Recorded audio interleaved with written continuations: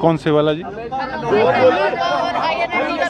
इनेलो के साथ आपका जो पहले गठबंधन था इनेलो कांडा के साथ, इस पर क्या कहना चाहते हैं? देखिए, चौटाला साहब मेरे आदरणीय हैं और जब इलाहाबाद बाई इलेक्शन के अंदर उन्होंने किसानों के पक्ष में अपना इस्तीफा देकर चुनाव लड़ने का काम किया था, तब ये जो सामने भारतीय जनता पार्टी ज्वाइन करके जो चौटाला साहब के सामने चुनाव लड़े थे, तो उस समय उन्होंने अपनी भूमिका क्या अदा करी थी?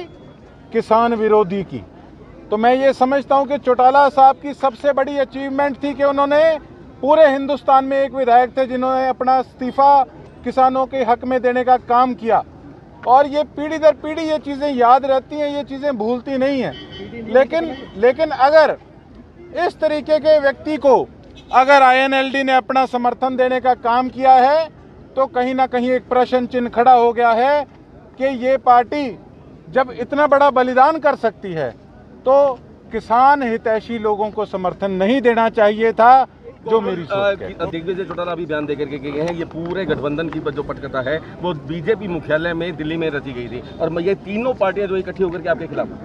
देखिए, स्वाभाविक है, मैं तो एक बात कहूँगा, और लोग बहुत हैं, इनेलो अपने हिसाब से लड़ रही है, उन्होंने अपना निर्णय लिया, मैंने अपना निर्णय लिया, और जो मेरे विपक्ष में है वो अपने हिसाब से लड़ रहे हैं। लेकिन सरसा के अंदर वोट काटू लोग भी बहुत हैं। उन वोट काटू लोगों की वजह से आज हमारे इलाके की दुर्गति है। आज एक बार फिर सारी ताकतें आपके भाई को, आपके बेटे को हराने में लग गई। उसका सिर्फ एक ही कारण है, उनको पता है कि अगर ये व्यक्ति बन गया तो यहाँ पर धरातल पर बैठ के सरसा के लोगों के काम कराएगा।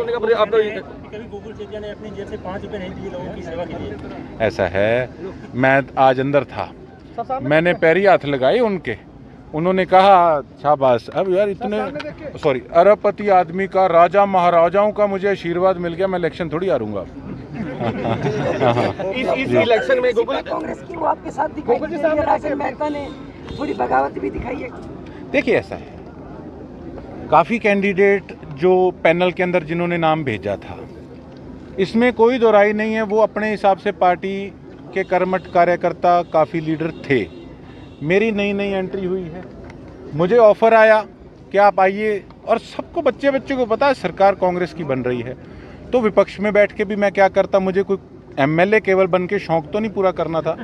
अब ये जो जनता इतने साल से मेरे साथ चल रही है, अगर इनके लिए मैं कुछ कर ही ना पाऊँ तो फिर मेरे बनने का फायदा क्या? लेकिन भीतर तो का देखो, खतरा रहेगा जो पुराने बैठे हैं उनको इस चीज़ से कहीं ना कहीं तो ठेस पहुंचती है, ये स्वाभाविक है। लेकिन मैं एक बात जानता हूं कि मैं अपनी तरफ से प्रयास करूंगा कि सबको साथ लेके चले, और जिसका जिस हिसाब का उनका ओहदा है, जो उनका सिस्टम है, वो उस हिसाब से पार्टी उनको आगे रखे, और उनका अपना सिस्टम में रखना उनको चाहिए भी। भीतर